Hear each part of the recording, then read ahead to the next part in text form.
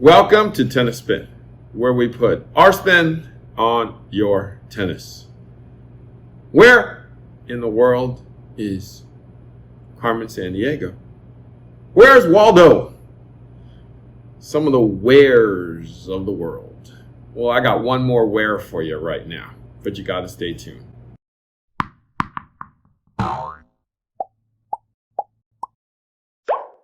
Okay, where's of the world?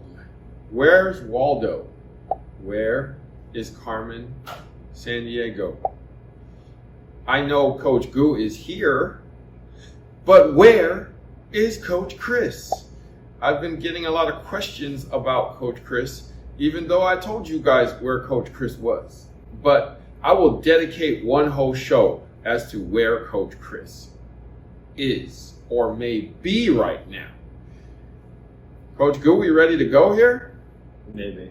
Okay, well. Okay, as you guys may know, Coach Chris decided to go back on tour, on the ITF tour. So he had to fly back overseas to Spain. I got pictures to show you because, he's getting his beauty sleep right now. Because it's like 4 a.m. right now, and he doesn't want to wake up to talk to us, because he works a really hard day, making sure the clay is wet. You know what I'm saying? So here's a picture of him when he first landed. Right? He's like checking out the clay and making sure it's red and real. It's red and real over there in Spain. Okay. What do you think? What's he doing? He looks a little confused in that picture. Yeah, I kind of do. Well, he does in general, but he looks like he's ready to train on red clay. It's a different surface, so red clay is definitely a different kind of spectacle, different game, especially on tennis. For tennis, is because now it's dedicated to sliding. Footwork's different. Ball bounces will be different in general. So getting settled in to the clay would be a while. I think he's doing right now, probably doing a lot of footwork training and just timing. Right. As soon as he landed, he wanted to get his foot on clay already. So just to kind of get acclimated with sliding, right? And then the ball coming slower. It kicks a little higher too. And the ball coming back over and over and over again. You're going to be grinding on that clay. You're going to be eating that clay eventually. Enough about clay though. Okay, let's see. He showed me a picture of the view he has. He says he has a nice little place with a couple guys out there at the Soto Academy. Here's the picture of where he's staying. I think he's on a rowboat myself. What do you think, Coach? I think so too. I heard Spain's a beautiful country. So, if you love the ocean, that's a great ocean view. It's definitely calming to come, at least for me, when I come back after practice, is to look at a view and just have something calming. So, a view like that for sure will calm your nerves, but also just kind of clear your mind. It's a nice kind of view to go back to for sure after a long day of practice. Coach Chris, don't rock the boat, baby.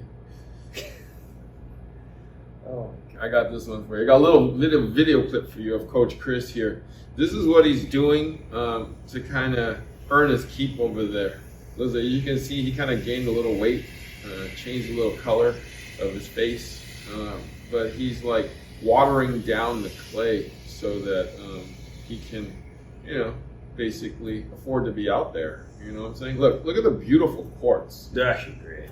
I love that. So, do you know why they water the courts though? So the clay don't blow away? True, but also it gains traction. So what happens is if the clay is just completely dry, you slide easy. That means there's no traction. You're basically taking one step and you're sliding right off the mat. So the reason why they water the course down is so therefore there is some traction for your shoes. So therefore it's a little easier to actually kind of run around on the clay. But when you water it down, doesn't it stick to your shoe? That's why It does stick to. That's why it does stick to your shoe. But eventually, say you're in Spain or somewhere like not like dry heat, for example, that water dries up quicker. So that after maybe like a few washes here and there, and you water in court, that can only last like 5-10 minutes. Yeah, it's gonna jack up your shoes and your So, socks pretty quickly. Yeah. But I think it's just getting used to that first, because like getting wet clay, especially when you're playing just when it's watered, it's gonna be a little rough because there's gonna be a ton of traction. But afterwards, when the heat comes in, it has a good natural balance of it. Yep. Coach Chris is just playing in the sandbox. And here's a picture of him and his Soto family. Look at the boys over there giving you some nice big smile. I'm not sure, but that might be Mr. Soto himself or Coach. He didn't tell us. Say hi to the boys. What's up, guys?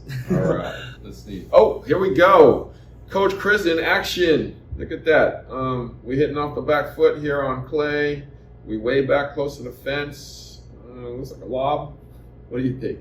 I have no idea, honestly. I know it's a forehand. A pretzel. Okay. I think on clay for sure. Clay is, like I said, clay is a different game. Clay is definitely, you have to learn how to grind. That's why the Spanish players are tough mentally and physically tough in general, because on clay, right, the ball is slowed down. Therefore, you just have to like be willing to grind out there. So, especially that's why you see a lot of you're kind of international, some European, like some Spanish people coming over to the States to play like D1 tennis, is they have that mentality to grind, and they're just going to be solid players and be physical in every single match. So yeah, the game over there is definitely a lot tougher, especially when you're playing on clay, because in general every ball is going to be coming back, so it's going to be hard to hit a winner. You just got to grind it out. It looks like they're at a place called Club de Tenis in Linares. Linares? Wow, that looks like a nice metal fence. Linares in Spain. Linares in Spain, as my editor says. Linares. Okay, that's just in Spain. Okay, but look at this. Look at this. Where the hell is he standing? Why is there the fence is behind him here? He's probably standing far back. He looks like a caged animal, man. Lion's gonna eat him. Oh my god. Usually, during clay, it's actually effective to have a kick serve because it does kick higher, as you can tell. That's why most people would stand back. I mean, if you can watch some of the players, like Nadal, especially when he returns to the U.S. Open, perfect Spaniard, stands far back on the return, right? So that kicks, they're all used to getting kicked up high and then hitting that, like ripping that second serve from the back behind the baseline high and heavy. He ain't Rafa and he ain't ripped it. I mean, he's the trying. only thing he ripping is a fart.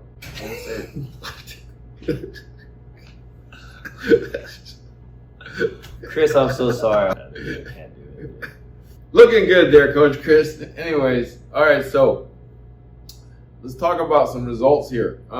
So when he first landed, got used to tasting the clay. He entered his first tournament, got to the semifinals in a draw of 4 people at the local high school. He still couldn't win though. So, but that's okay. He was just kind of getting acclimated to the whole deal. So we got this little a real draw here. Open La Barossa. Coach Chris is here. So Coach Chris is one of 2 unseeded players here. As you can see, we got some dude like 15,896 in the world. I'm hearing that he got to the semis in this tournament. That is a good one. Too. All right, so life on the ITF tour, right, is a grueling process. Coach Chris loves the game, therefore he decided to go back out there. Coach Gu, how far does Coach Chris have to get in order to get like 1 point? Usually, there's a whole different system out there in ITF world and ITF tour stuff. Usually, the money like kind of like determines that you want to try to do is try to get to the championship rounds or win the tournament. That's what everyone's goal is because that's where you maximize your most points. If you lose first and second round, you barely get a point, or even sometimes you just get no point. Usually it's around, you get points around, I would say, semifinals if you're lucky, and then finals. Finals are guaranteed at least some points, or at least a point. But yeah, it's a grueling process. It's a super grueling process. So what Coach Chris is trying to do is play all these tournaments over there in order to get points. So what points does is it gets you into money tournaments, challenger tournaments, in which you get like a wild card in, like or just to get into that main draw. And when you get into that main draw, even if you lose in the first round, you get prize money. But you need points to get into those tournaments. And that's why Coach Chris went over there to play a bunch of these little ITF tournaments. He went to, where did he go? He went to Spain, Portugal. I think he was trying to go to Africa too. That's why I was making fun of him before he left. If you guys remember, I said, don't get eaten by a tiger or a lion, okay? That's why, because he was gonna end up in Africa and going on safari and playing tennis there. So Coach Chris should have been back already this past week, but unfortunately he tested positive for COVID. They wouldn't let him on the plane. He didn't have any symptoms, and he was vaccinated. So, but he'll be back soon enough, guys. I know you guys miss him, but he'll be back with his hat going backwards saying CB Chin again soon enough. He'll be sliding again. Oh yeah, sliding. Don't forget sliding. Okay, he'll be sliding for you soon. Okay, so if you guys are wondering where he is, he'll be back. I think he got a point, guys. I think he got a point. All right, want to thank my man, Coach Goo, for hanging out with me today and talking about where in the world is Coach Chris. Where can we find you, Goo? You can find me at AG.tennis. I'll also be posting content there as well. All right, I want to give a shout out to Soto Academy and Coach Chris. Hope you make it back soon. Don't get eaten by a tiger or a lion. Thank you for watching Tennis Spin, where we put our spin on your tennis.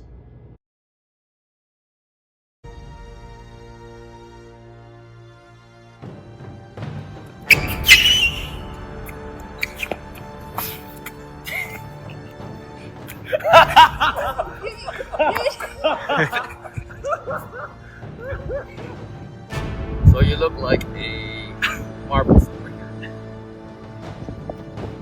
I'm not sure. CB Chen Tennis.